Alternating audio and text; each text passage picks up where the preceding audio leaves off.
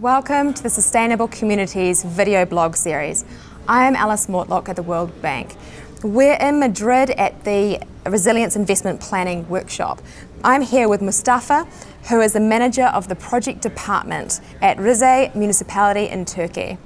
Welcome, Mustafa. Thank you, Alice. So Mustafa, why is city resilience a critical issue for the economic growth and people of Rize?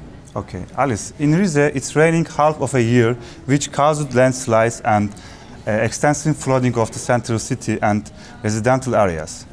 Without risk reduction measures, the people and economy of Rize will continue to suffer significant damages and losses that cannot be managed by municipal budget.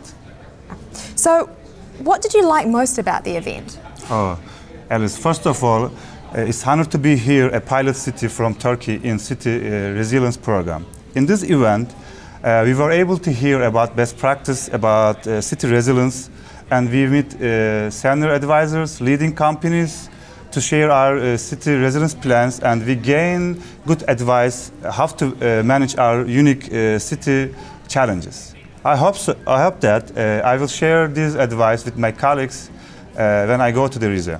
So, Mustafa, where do you see the need for more spatial data to improve urban planning and development in your city? By attending this workshop, we were able to understanding that as Rize municipality, we don't use spatial data enough for decision making like other cities. Yes, we have data about buildings, water supply systems, citizens, etc., but we don't use them for investment or decision making. I see the value of using this data to ensure my city is more resilient to our challenges, including landslides and flooding. Great, thank you, Mustafa. Thank you, Alice.